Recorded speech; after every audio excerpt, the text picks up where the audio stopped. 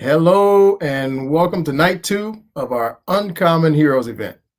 My name is Keith Wattley. I'm the executive director at UnCommon Law.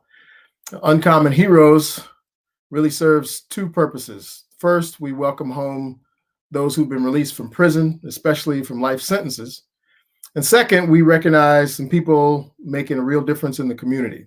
Those who joined us last night were able to participate in some really powerful conversations led by 7 of our former clients. We really appreciate them for showing up the way they did last night. In addition to our staff member running this show, Annie Rogue, I also want to take a quick minute to thank our sponsors for this 2-night event. There's a long list of them, but I'm going to go through them quickly. Cotchett, Petrie, and McCarthy, LLP, California Wellness Foundation, Rob and Olga Eber, Baker McKenzie, J.K. Irwin Foundation, the Kapor Center, the Cole family, Logic Cole, one of our original supporters and sponsors, Melissa Nelkin and Ronald Lee, Rosenbean, Galvan and Grunfeld, another OG, Amity Foundation, Facebook, the Norman Welshman family, Carrie and Dane Moeller, Linda Wu, the Ella Baker Center for Human Rights, the ACLU of Northern California, Explainly, Mount Tamalpais College, formerly the Prison University Project, which we all know and love, Caroline and Dick Norman, Stephen Lamb, Catherine Scott, Kenneth Scott, Tommy and Lilia Hess. Thank you all for helping to make this event happen. Now, it goes without saying, of course, that this has been a very difficult year for all of us, but especially for folks in prison. Coronavirus is an obvious culprit here, but failures at just about every level have meant no visits for people in prison for the past 8 months, limited communication, which is leaving families out here unsure whether their loved ones are even alive inside. And these failures have led to now nearly 18,000 infections inside California's prisons and more than 80 deaths among people incarcerated, along with nearly 5,000 infections and 10 deaths among staff working in our prisons. Now, the cases among people incarcerated were completely avoidable. We realize this. With no visits for 8 months, it's clear that CDCR's failure to test staff and to enforce safety precautions among staff are largely responsible for these infections. But tonight we take just this brief moment, which we try to do every year, to celebrate at least a little bit, even as we look forward to our next set of challenges. And this year at Uncommon Law, we welcomed home our 258th client to be released from a life sentence, something we're very, very proud of. For those attending the event tonight, if you or someone you love was released in the past year or two, I want to pause here for a minute right now, right here, so you can type into the chat box either your name or a quick welcome home message to someone else who's come home recently, so we can all give them a quick welcome. I'll take a minute for you to do that.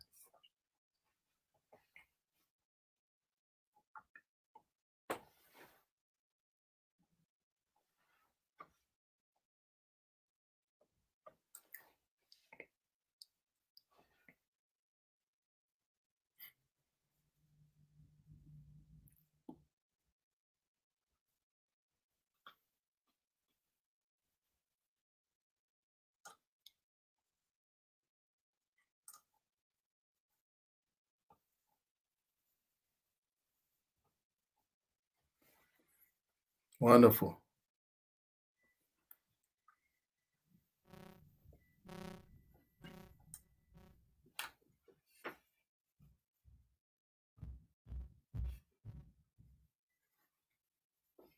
Absolutely. Sitawa. Wonderful, wonderful. You know, when we get to do this in person, it's wonderful to see these folks.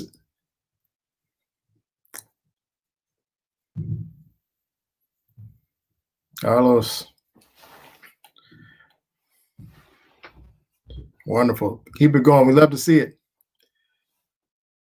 And we often talk at UnCommon Law about the fact that there are all these different ways that there are sort of a way, not obviously to dehumanize people that were incarcerated, but all these rituals that we use to lock people up and send them off to prison. But we have almost no rituals for welcoming them back home. Now, our UnCommon Heroes event is not nearly enough, but it is one ritual that we have to formally say, welcome back, welcome home, and we're glad to have you back where you belong. Let me tell you really quickly about our next feature here. That's Rason New York Thomas. Many of you know of him, and many of you know him personally. Rason is a champion for the rights of incarcerated people, and he's incarcerated at San Quentin State Prison. Rason helped design Initiate Justice's 2018 Voting Rights and Democracy Act, which became Proposition 17 and restored voting rights to some 50,000 people on parole in California.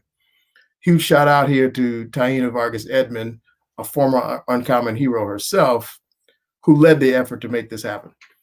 Rason is an Initiate Justice inside organizer. He's also a staff writer for the San Quentin News and co-author of Uncaged Stories. He's also a co-founder with Emil DeWeaver of the organization Prison Renaissance. He's a published writer and currently a co-host of the popular podcast Ear Hustle. Now, for reasons beyond our control, Rason cannot be here with us tonight, but we're honored to be able to share his remarks with you now. This call and your telephone number will be monitored and recorded. Violent criminal. That's the narrative that's being used to discriminate against thousands of incarcerated people, including me. Now, while I am convicted of second-degree murder, I'm not a murderer. Growing up, I went to Catholic schools from 1st to 11th grade. I played and tried to create video games on a Commodore 64 computer.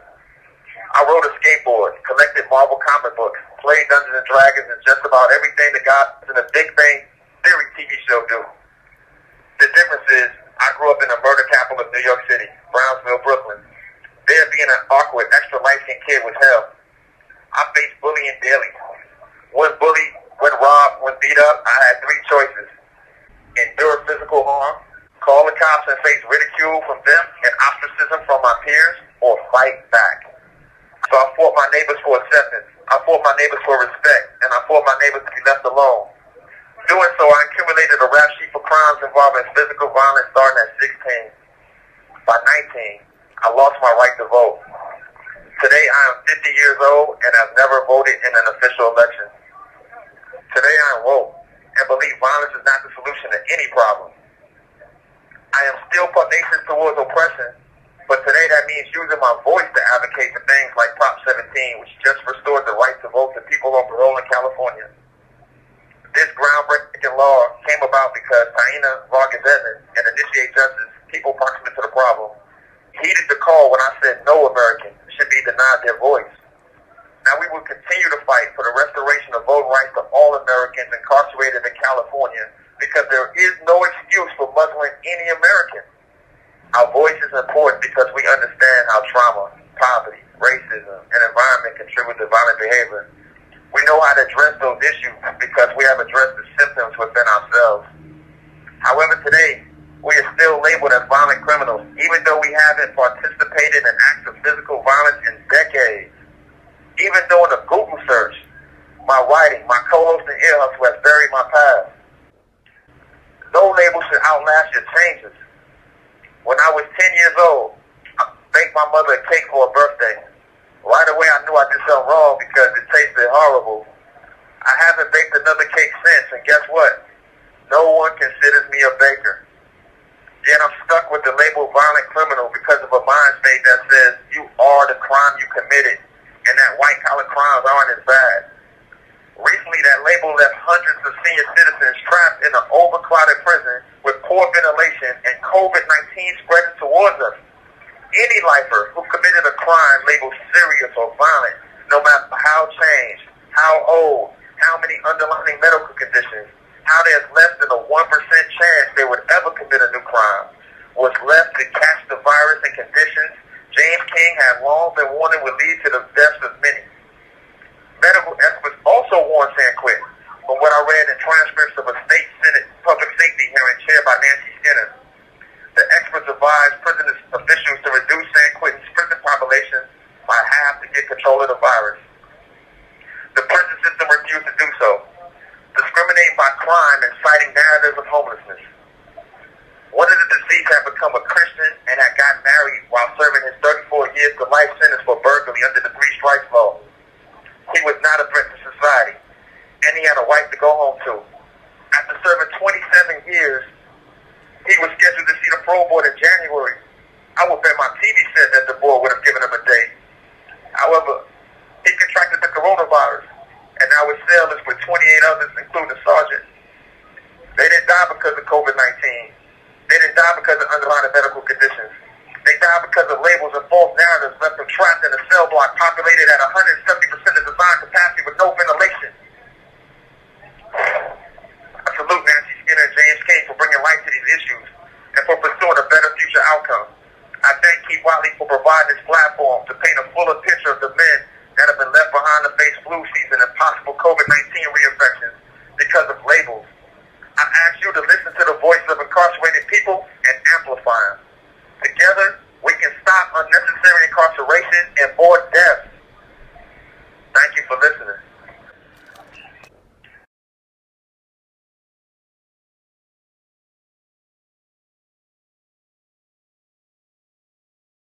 To go on after that, powerful words, inspiring words from New York. Thank you. Thank you. Hopefully, we'll have him with us in person for next year's event. Hope to be home much sooner than that. Now I get to welcome our UnCommon heroes to join me for a discussion. James King is the state campaigner for the L. Baker Center for Human Rights. James is formerly incarcerated and has many years of experience working to build recognition of the value of people who are being held captive. James has written numerous op-eds and previously maintained a weekly blog that gave a first-person perspective of the true impact of mass criminalization and living within the prison industrial complex. As an organizer, he founded a think tank of incarcerated people who were passionate about criminal justice policy and built relationships with multiple California criminal justice reform organizations. Upon his release in December 2019, James presented a TEDx talk called From Proximity to Power, which advocated for recognizing the value and expertise of people who come from marginalized communities. His current policy efforts focus on decarceration and improving living conditions for incarcerated people, with the ultimate goal of creating alternatives to incarceration based upon investing in under-resourced communities. Welcome, James. Hey, Keith. Thank you. Hey, James. Thanks for joining us. Man, my pleasure to be here. I'm still kind of like settling from hearing Rason's powerful words, man. I'm telling you, me too. I want to welcome also State Senator Nancy Skinner, who has really emerged as a leading justice reform advocate in the California Senate. She's the author of some landmark laws. Just a couple of them are SB 1421, which made police misconduct records available to the public for the first time in 40 years. And SB 1437, which reformed the state's felony murder rule so that people who do not commit murder can't be convicted of that crime. She's also authored bills to reduce gun violence and allow people with prior felony convictions to serve on juries. This year, she was the author of SB 1064, which UnCommon Law co-sponsored. It sought to bring fairness to California's parole hearings by barring the use of unreliable, confidential information to deny people parole. Although the governor vetoed that bill, I'm sure Senator Skinner is not done fighting, and neither are we. Senator Skinner represents California's 9th Senate District, which includes Oakland, Berkeley, and Richmond. And she chairs the Senate Public Safety Committee and the Public Safety Budget Committee. Her legislative efforts have also resulted in cuts to the number of juveniles incarcerated in state facilities by half, established a new dedicated fund to reduce prison recidivism, reduce parole terms, and ban the box for higher education. Welcome, Senator Skinner. Thank you, Keith. Hello, James. James and I were part of a hearing earlier today. Yeah, Rashawn, that was, I kind of choked Powerful stuff. listening. Um, yeah, lots more to do. Lots more. Yes, yes. Thank you. Well, Thank you you and for, James keep teaming up. I can see very yes, effective duo. thank you for inviting me. I also want to welcome our third uncommon hero tonight, Assemblywoman Dr. Shirley Nash Weber, who's represented California's 79th Assembly District since 2012.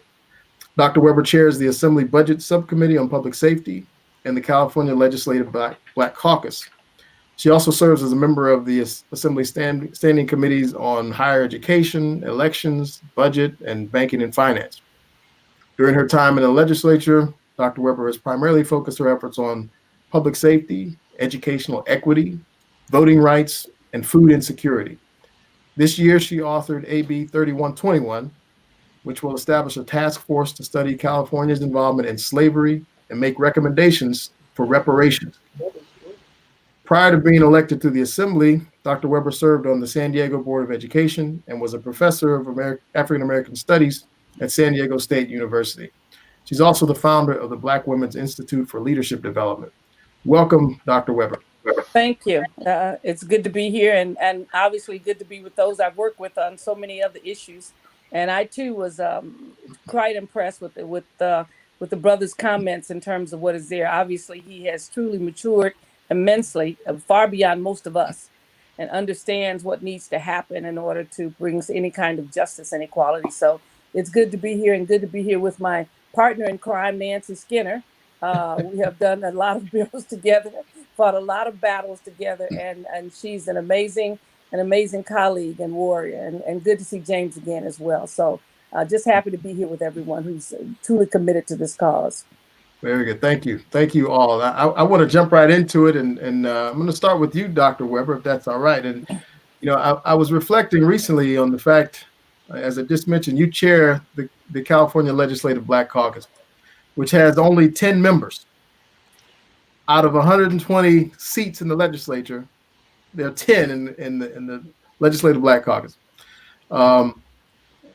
Just want to pause with that for a minute. But reflecting on this recent election, you know, which highlighted increasingly stark divides between Americans. For most people of color, these are not like differences in opinion. This is really a matter of life and death. And I'm wondering how you toe the line between attempting to build unity among different groups of people, including those who we may consider across the aisle, and protecting marginalized communities. Well, it's not always an easy task to do. We have to find common ground to make it happen. And the caucus, despite the fact that we're probably the smallest caucus now in the legislature, is probably the most powerful caucus because other caucuses are very divided in terms of issues that they think are important. And we're pretty much solidified around the issues of social justice and equality. And so when it comes to the Black Caucus, particularly, we are able to pull our colleagues and our friends in with us, and we're able to make tremendous progress. It's amazing how small we are, and yet we do the most progressive legislation in both houses. And so when you look at our members, you find every last one of them just about, except for probably one or so, who's actually done groundbreaking legislation. Whether it's dealing with juries, whether it's changing the definition of use of force, even getting 2/3 vote with regards to ACA 5, as well as Prop 17. I'm one of the co-authors on that. We take care of business, and I think it's because we understand more than some of the others the depth of the commitment we have, and those who have sacrificed for so long to give us a chance to do it. And so African Americans, as we know, occupy a very unique place in California in terms of the contents of this nation. And we saw that in the last election. And the members of the Black Caucus, we take that very seriously. And so when we put our shoulder to the grindstone, we basically move the mountain and get things done much more than other caucuses do. And we partner with people like Skinner and others across the line who understand just how important it is of what we do. And we try to mobilize our communities in great numbers to come to the Capitol to lobby for the things that we think are important. And so we may be small in number, but we're mighty when it comes to the results that we produce. Indeed. And I got to add this. And that one you were referring to, that one exception, the California voters sent him a strong message this year. Yes, they did. I was going to ask you about that, but Senator Skinner covered it for us. Well, I want to turn. We all kind of obviously were impacted by Rason Thomas's words. There's so much insight inside right now that we need out here. We really can benefit from it. And James, I want to turn to you here and ask you about when it comes to whatever we think of as criminal justice reform, particularly relating to people like Rason who are serving life sentences.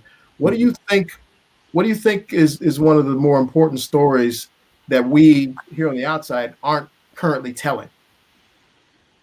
I think one of the things that I would love to see more of in the conversation is the underlying premise that justice is supposed to be blind. We do not live in a race-neutral society, a gender-neutral society, a orientation-neutral society. And those things, since they impact so many aspects of everyone's lives, when we then try to be objective and impartial in applying the law, when all of these other areas of our lives were being impacted, I believe it's what leads to a lot of disparities we see in our legal system. I don't believe we can get to justice blindly. We have to see people. And so I think one of the ways that it plays out is like going back to Rason, like it wasn't just his words that touched me. It was his bio going into the words. He lists, like, there was like 15 things, and I've known Rason for a long time. He could have also added, he was nominated for a Pulitzer Prize this year. And him and one other person that I just kind of like want to bring with me tonight is a friend of mine named Juan Haynes. Juan, back in March, was interviewed by Democracy Now! And Juan's in his early 60s. He's been incarcerated 24 years. There's a good chance he will make it to the parole board next summer for the first time. So Juan was interviewed in March by Democracy Now! And he spoke to he was very prescient in what he thought would happen if COVID entered into the prison system. And he even said he thought he would get it. He knew he would get it. And in fact, he did. He was one of the first people at San Quentin to become infected. He was sent over to Badger section, which was not a section designed for long-term housing. He was in a cell with another person with no access to electricity. And Juan, being a writer and a reporter, started reporting. He started sending out journalism pieces to the Appeal and was one of the strongest reporters covering the pandemic at San Quentin.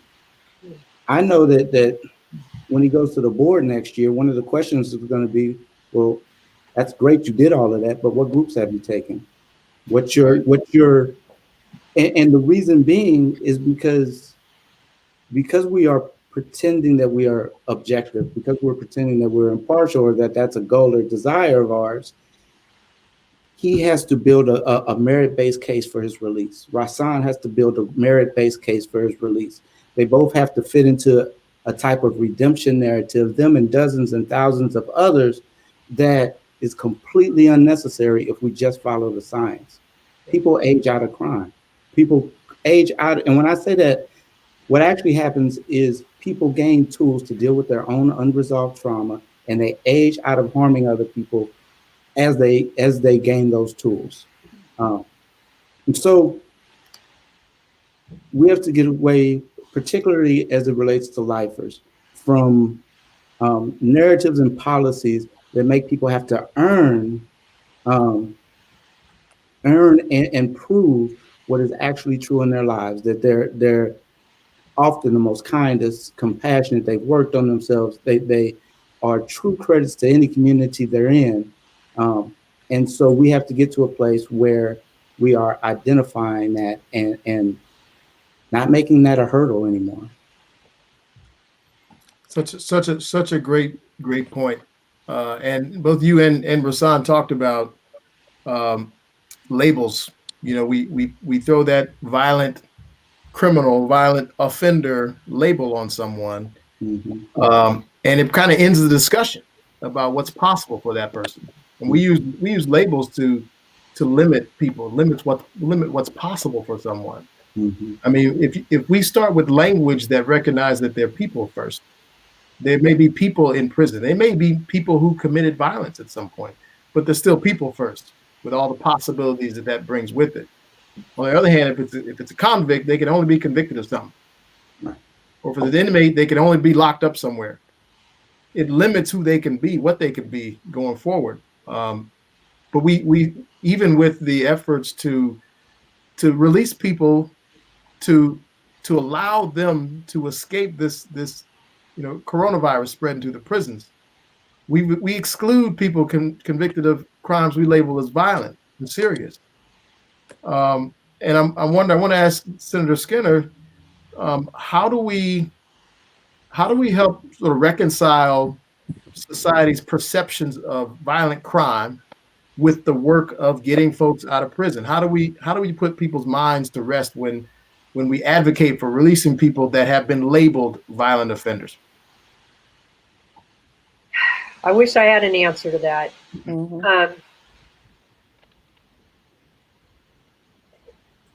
watch Rason, you listen to his words, you read his writings, and you know that here's a person that to continue to serve a life sentence, given who he is, to be held as, we say, we are never as bad as the single bad thing we do, right? The sum of our being cannot be defined by a single bad act. But I think that we have, I think it was Ms. Weber and a few other people that helped me kind of understand this, that certainly there are violent criminals incarcerated who are white, not black or brown, but the majority are black and brown, and the majority really black.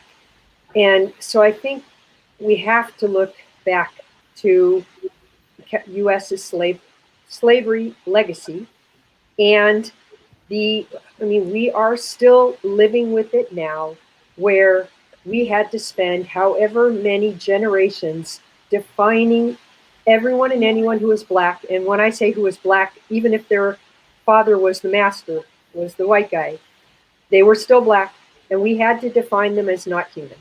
And once we define a large set of people as non-human, then we can justify lots of other things. And we're still in that. Whether it's, we say implicit, we say various, unconscious, whatever it is very deep and underlying. And it runs through everything. So, while we unravel that, I think we could also spend just some time talking about unique individuals and helping people. I was raised Catholic. Rason talked about his Catholicism, and we were one of the sacraments was confession. If you went to confession, then you got absolved, and you then no longer had to carry that thing. And we have supposedly U.S. culture is Christian culture.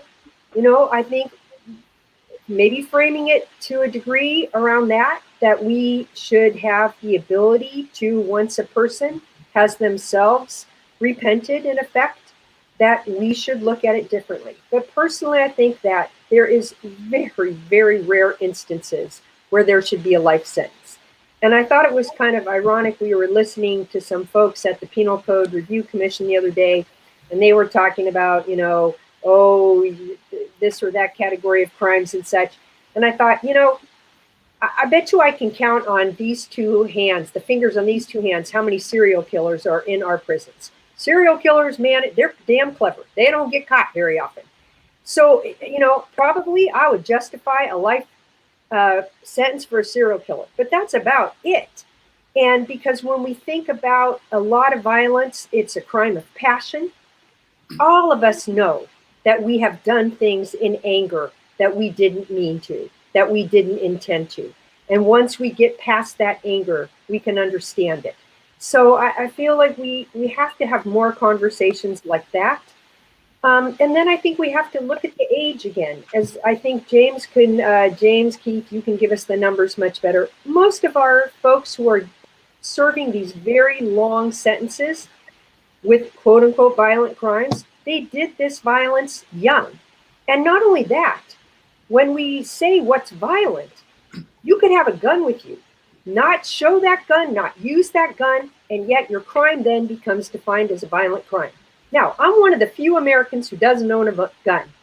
But if we started saying every single American who owns a gun is a violent criminal, you'd have to put a hell of a lot of people away.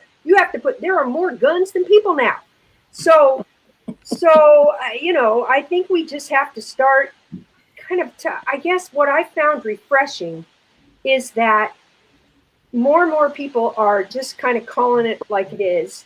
And there's more opportunity for people who are formerly incarcerated to talk and tell their stories, and others too. And I'm hoping that will make the change.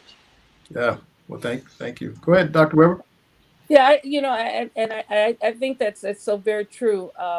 And one of the things that we did at the Black Caucus when we had our press conference concerning George Floyd was that we wanted to make sure that people understood that the violence against African Americans, whether it's over incarceration or being shot by a police officer or whatever it is deeply rooted in the culture of this country, deeply rooted in the culture of this country. And so I when I was on the school board, I remember we'd go into closed session and I'd have to listen to these stories about children who had done things. And invariably, if it were a Black child, it was seen as a very violent, horrible act. And if it was a white kid or an Asian kid, it was like, well, it wasn't so bad. He's a really good student because he can read and do math. That's what someone told me about an Asian kid who intentionally brought a knife to school to stab another kid. And they did not want to take action against this kid because they felt he had potential. So this whole concept of embedding that the idea that our kids are violent, that they're going to do bad things, and the little things that they do are magnified as to being very violent acts is deeply rooted in this country. And so when we can look at television and see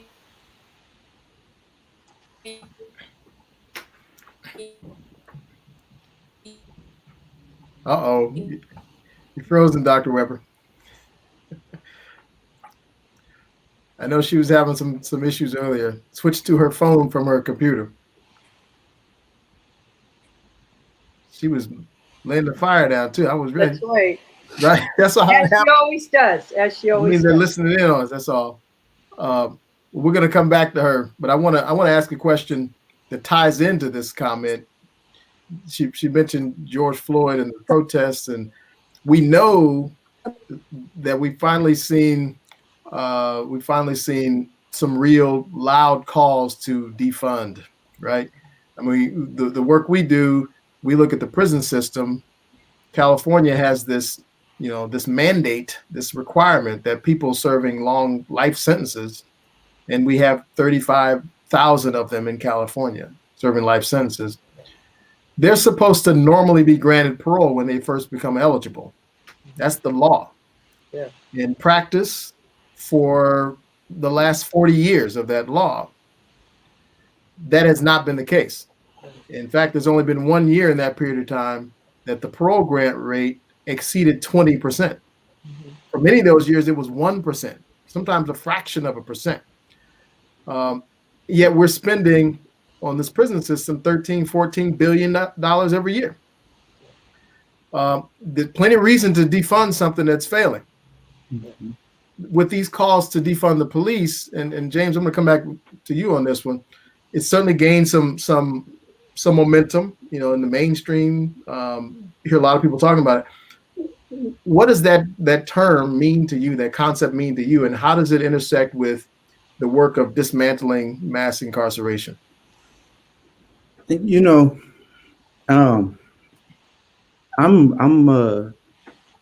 raised in Ferguson, Missouri, and so I was grew up in the 80s and 90s as with a militarized police force, and that often would harass me coming home from school or coming from my cousin's house and things of that nature.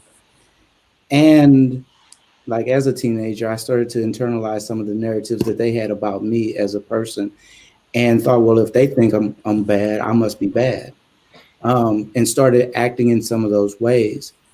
One of the things that I've really been drawn to about Defund the Police is we are now in a very healthy place, I think, of determining the way we're using policing in our society.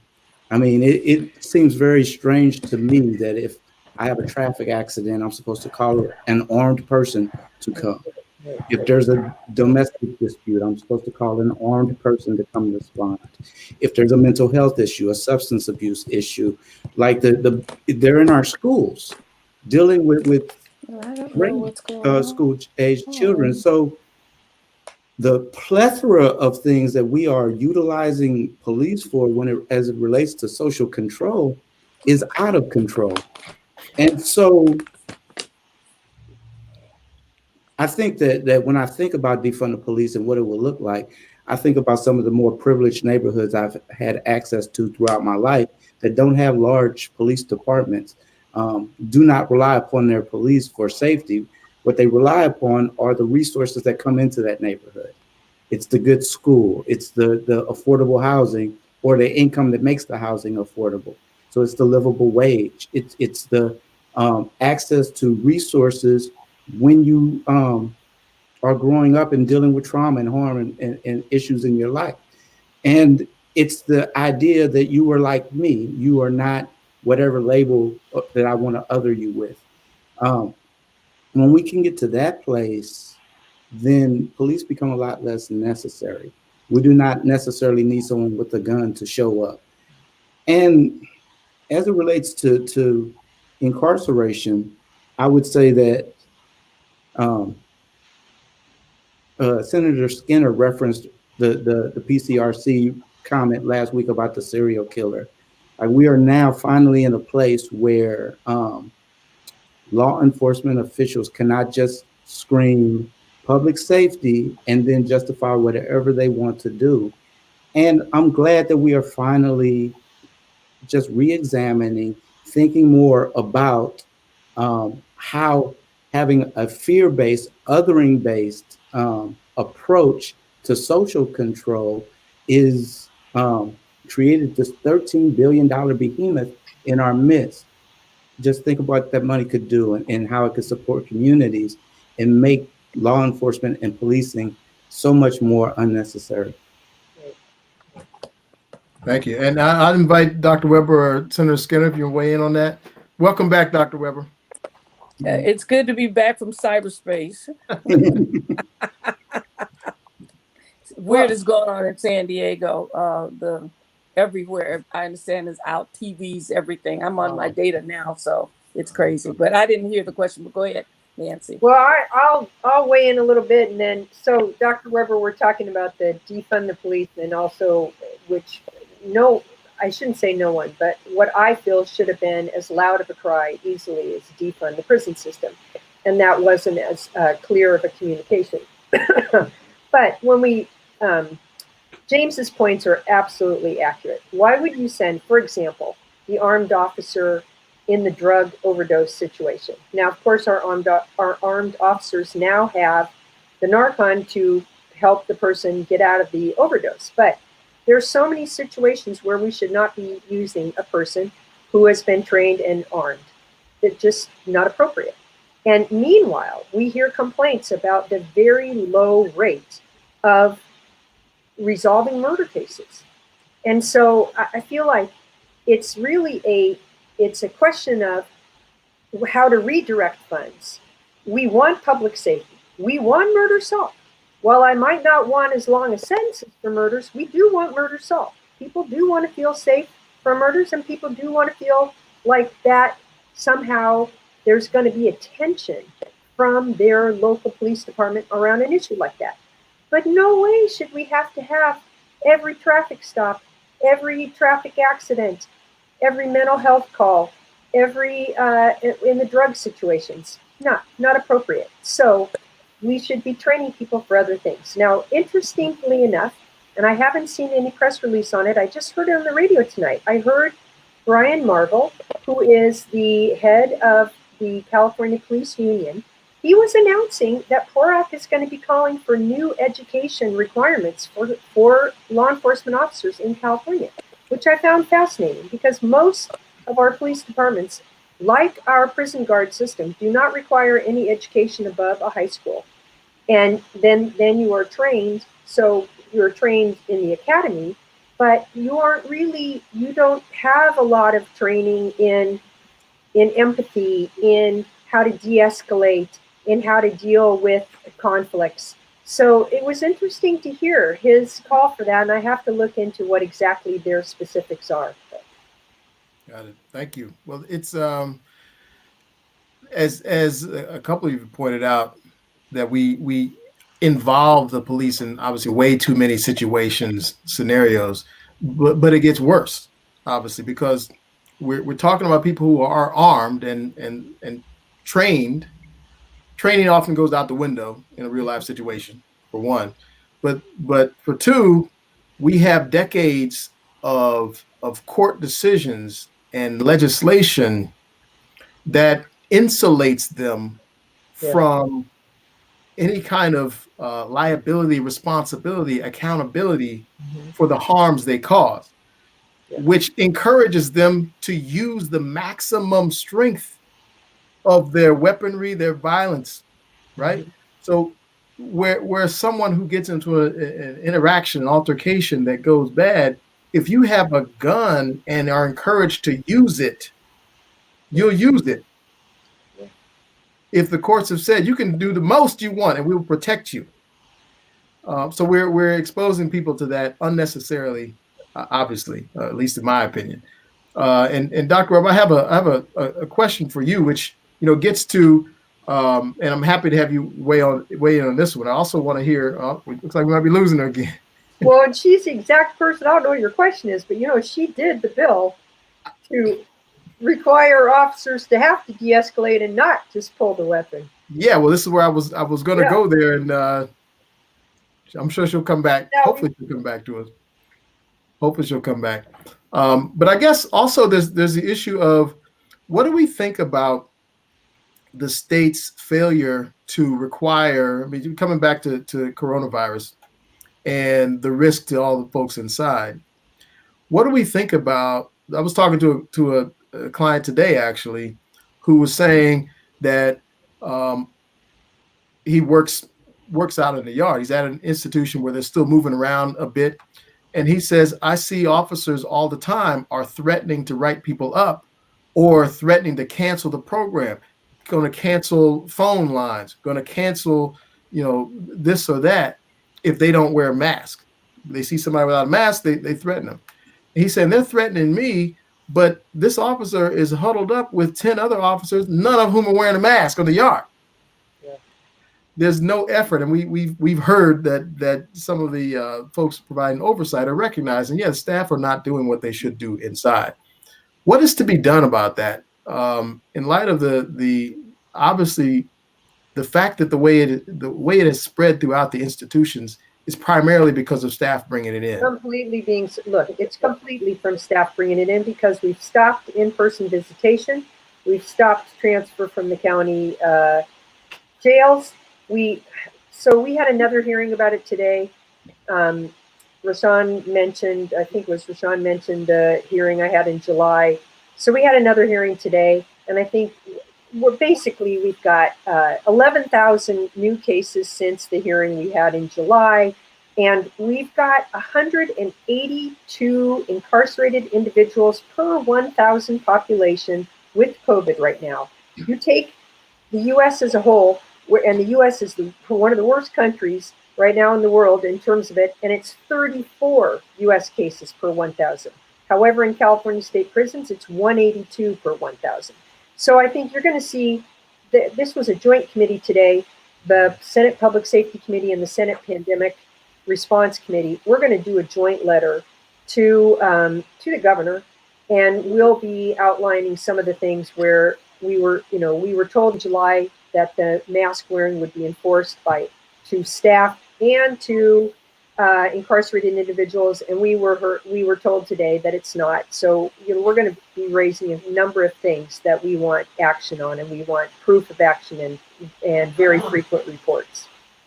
Can I just? Go ahead, James. Yeah, please go ahead, James. I just want to add that Senator Skinner is absolutely right about the numbers that are coming across the tracker. But the thing that they're doing is they're bifurcating incarcerated infections and staff infections, Yes. even though they are often coming the same congregate setting. So that 182 is a low number. We know it's actually much higher than that when you include the staff who are bringing the infection and transmitting it and carrying it around the prison, because the policy thus far has been to try to isolate the incarcerated people and then use staff members to move around the prison. And the staff members are also the ones who are going in and out of the prisons. Like, it doesn't seem to make a lot of sense on the surface when you remove the biases of the different uniforms and this person's incarcerated and this person's not incarcerated. So just wanted to name that the numbers are actually much higher. Right. And when we don't allow the bifurcation that they're putting forward to make it seem a little less, even though it's still, look, 182 is horrible. Per 100,000. It is. Per 1,000. Per 1,000. Yeah, per 1,000. Right. Thank you. Welcome back again, Dr. Weber. I was going to say, I think I'm going to leave because this is going to take me in and out. But just let me say that I've really enjoyed being with you as I go in and out, because when I'm here, sometimes I can't hear what's going on. But I just wanted to say, I appreciate the work that everyone is doing, and it is so true that our prison system and the things that we are used continually to validate what we want to believe, that we want to believe folks are violent, and because then that validates our actions. And so even when we try to do things like letting out those who are at a certain age, and we've been able to do some of that with some of my bills and Skinner's and how we work together with it, people still don't want to let those folks go because they believe that they're still violent, even though some of them can barely walk. I mean, the idea that they want to continue to punish them indefinitely, why? To validate an action that they took that was probably unjust some while ago. And as we work to try to reduce the number of persons in prison, and I think the last report I got there, we've cut them in half, but now we're down to about 90-some thousand. But even then, people are upset about that. But I think we have to get the message out to the general public about how corrupt, but also how expensive and unnecessary the system that we have. And I think people believe that, which was kind of reflected in the last election when the police tried to once again restore all of these punitive laws that were going to incarcerate more and more people in the most recent proposition. And people rejected it. They rejected it because they've begun to realize just how horrible the system that we've created to not only lock up a lot of African Americans and Latinos, but now locking up a lot of women in prisons and destroying families and those kinds of things, with no thought about how to get them out and to try to rehabilitate the people that were there. I remember, Skinner probably remembers the committee hearing I was in when we were talking about changing the name of the organization and putting in rehabilitation and redefining punishment for the purpose of rehabilitation rather than just incarceration for punishment. And we talked about it, and I guess it was Marvel, whoever it was, hollered out, "We don't do no rehabilitation," and it shocked the people on the Senate because we had just changed our name the year before to include rehabilitation. Right. And so I remember Leno said, wait a minute, we have to go back and talk about this. And the guy said, I don't care what you guys think. We don't do rehabilitation. And he was serious about it, that we've got these folks here forever, and making them better is not our job. Our job is just to punish them. So we've got a ways to go to basically get to a system where we're much more humane, that we're dealing with individuals. And even the fact when we discover that folks are innocent, Like one of the bills I did where, says you got to give this person housing when he comes out.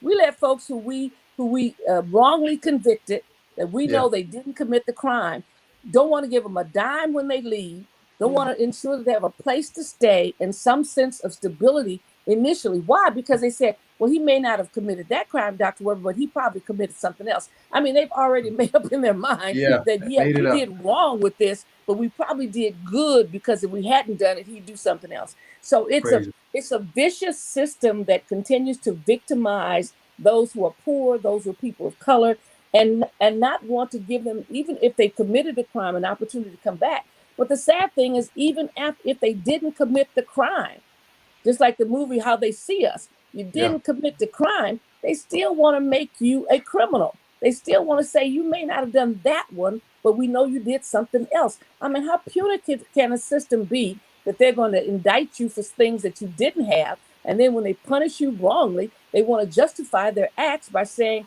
well, I just prevented a crime, or I knew that you were going to do a crime. So it's a vicious system that is targeted toward those who are poor and those without resources, because this system has some compassion for those who look like them, but no compassion for those who don't. So I just want to say that as I probably getting ready to, as I'm looking at this thing, is getting ready to take me off again. But thank you so very much for the conversation. Thank you for having me here this evening. And I'm honored to have been a colleague of Skinner and an admirer of James and all of those of you who work so very hard. And we're not the uncommon heroes. We're just those who are trying to maybe pay something forward for those who have given so much to us. And that we know that you guys are really the heroes because you have endured the lash. And our job is to try to make some of those pains go away and to create a system that is much more equitable and much fairer to those who've often been just the victim of the system. So thank you so very much. Appreciate all of you and have a great day. Thank you, Dr. Weber. Thank you. See, I knew she was going to come through loud and clear when she needed to, right? No question about that. There's a lot we can say about, programs inside. The R still ain't there unless the community-based organizations provide it. Whatever you think the R should be, there's a whole other conversation. But we've got to move on to the last part of our night tonight. I want to give a huge thank you to our Uncommon Heroes. We appreciate the work that you have done and continue to do. We are really proud and honored to be your partners in this fight to bring about real justice and equity. Thanks to all of you. Now we want to one quickie. I never got to thank you. I never got to thank Uncommon Law and all of your staff and your supporters because you do phenomenal work. And while I'm very honored to be honored by you and I'm honored to join as your partner, the work that you are doing is essential, it is necessary, and it's good. And I'm really glad that you all exist and that you're growing. And I want to thank all your supporters because you all should keep up and keep being supporters because this is real good work. Thank you. Thank you, Senator Skinner. And thank you, James. Thank you so much. So we got one more special guest I want to introduce. But before I do that, I want to highlight a few significant changes we've made at Uncommon Law.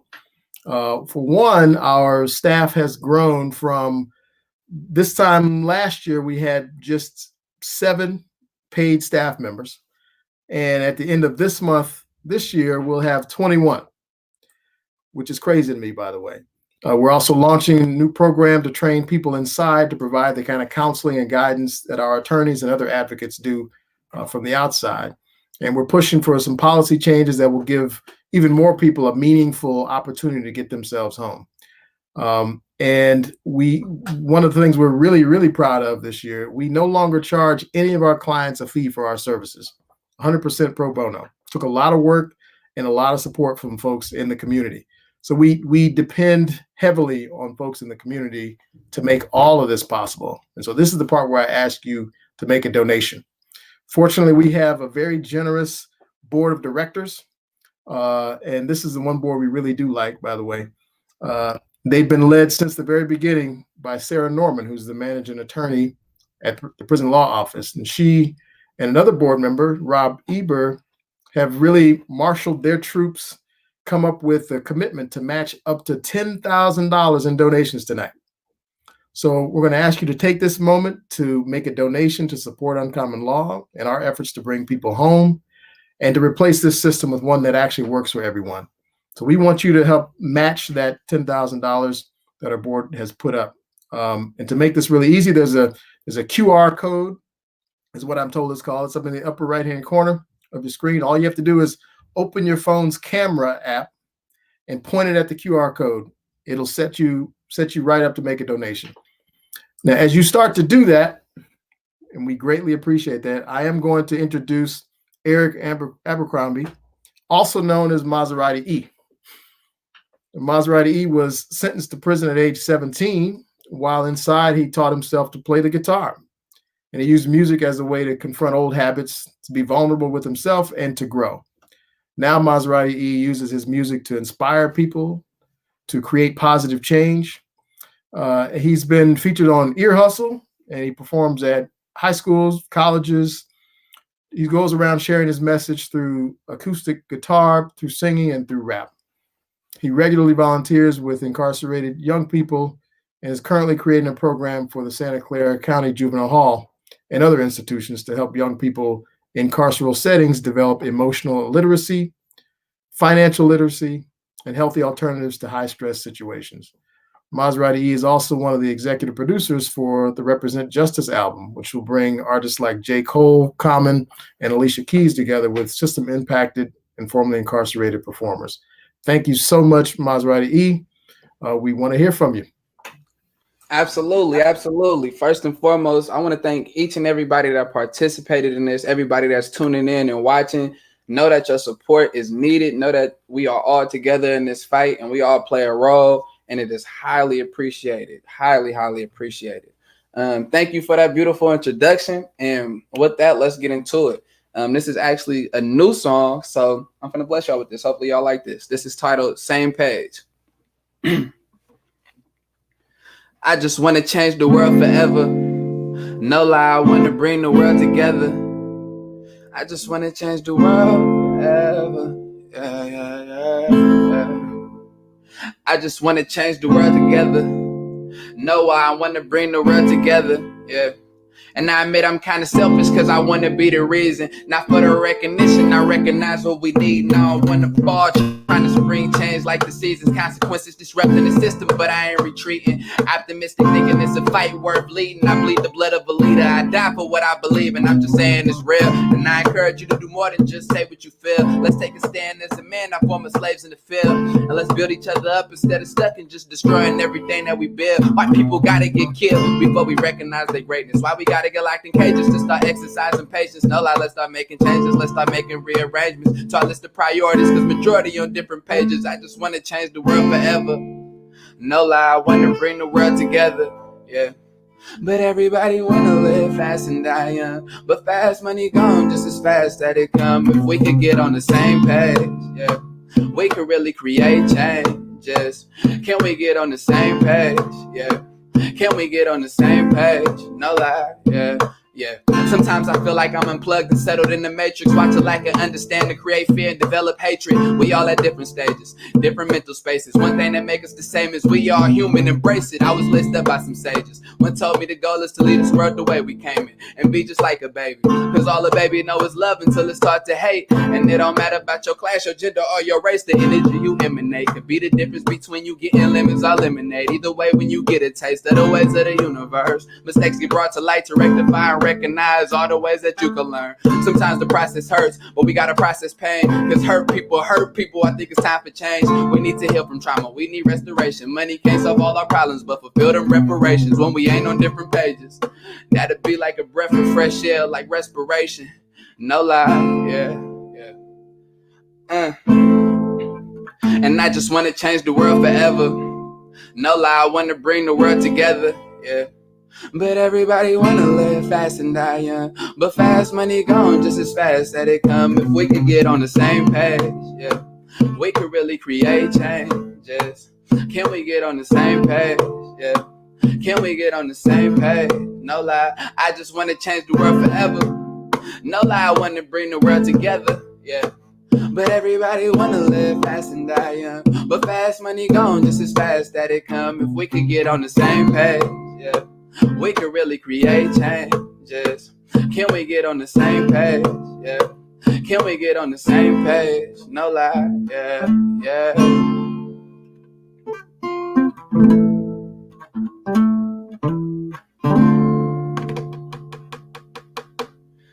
Thank you. This next song, you guys probably heard this before. This is also featured on my YouTube channel titled Eric Maserati Abercrombie, just like how you see right there on the screen. And with that, this song right here is called One Day. And it's pretty self-explanatory, so please vibe with me. Please feel me.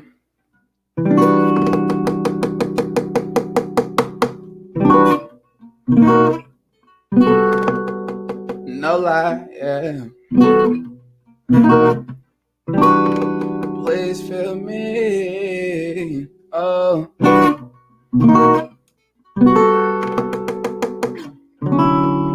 Look. One day, yeah, everything gon' change. No lie, from feeling like a slave, waiting to be saved and set free. Oh, one day, yeah, everything gon' change. We'll no longer be slaves. We're all on our way to be free. Yeah. It's a shame when you don't see change. Held down for somebody else's gain. Damn, desensitized to see pain. Cause it's normalized where we stay. Damn, in a place designed to restrain. And it's reconstructing our brain. Damn, like Socrates said, who finds to believe that they free, no one's more enslaved. No lie, no lie. Better open your eyes. Cause most of the world is blind and hypnotized. But if we can see the signs, we can free our minds. Yeah, we can be inclined. We can see those times together. We can change the world forever. Shout out to my people like Jason Jones, creating change for real. There's multiple ways to break the mold and break these chains for real. Shout out to my people like Adnan Khan, that's changing the way we see. First watch how we restore what it means to be a human being. Shout out to my people like Antoine Williams. He told me we gon' change the world by changing the way people think. Bro, brilliant. These are the type of people that fuel my resilience. These are the type of people that will make a difference. I think the world will be different in much better ways in the future that's not so distant. So one day, yeah, everything gon' change. No lie, from feeling like a slave, waiting to be saved and set free. Oh, one day, yeah, everything gon' change. We'll no longer be slaves. We're all on our way to be free. Yeah. Whoa. Went from N-words to criminals, pitiful new Jim Crow. Ostracized, dehumanized from locked inside prison and on parole. And slavery was never violence, but did you know it was just remodified or modernized? It's by design why few can grow. Read that 13th Amendment, it's critical. Poisonous like a chemist, mix chemicals. That's what transition the labels. Now they change the language. The new word for N-word is criminal. Peep the subliminal. Someone that says back in slaves, back in chains, back in the field, black or blacks became part of America according to U.S. history. For us, it's no mystery. They wanted slaves and like empathy, but it's a trip to see. These days they doing the same thing, just not in the same ways. It's a shame. But to be honest, it's bigger than black and white. Despite the fact if you black, it's so hard to fight. Let's bring the light. What's becoming the global task, suppressing a lesser social class. I remember I had a convo with David Dizing and he was explaining that type of sociology. I swear knowledge be the most powerful thing that you can have equipped. Cause how can you combat what you don't even know exists? Stay woke, take heed to the seeds of wisdom. Don't be a victim to the system. Together we can really make a difference in the future that's not so distant. So one day, yeah, everything gon' change. No lie, from feeling like a slave, waiting to be saved and set free. Oh, one day, yeah, everything gon' change. change. We'll no longer be slaves. We're all on our way to be free. Yeah, yeah, yeah. Know that one day, one day, one day.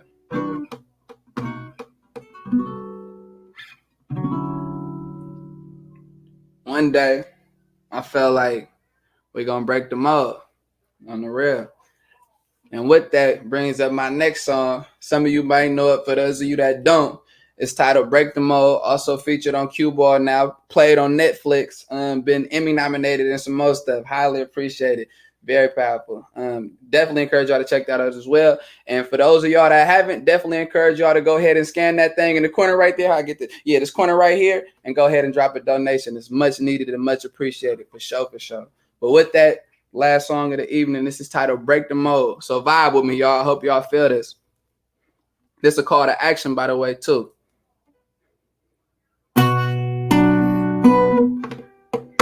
Hey.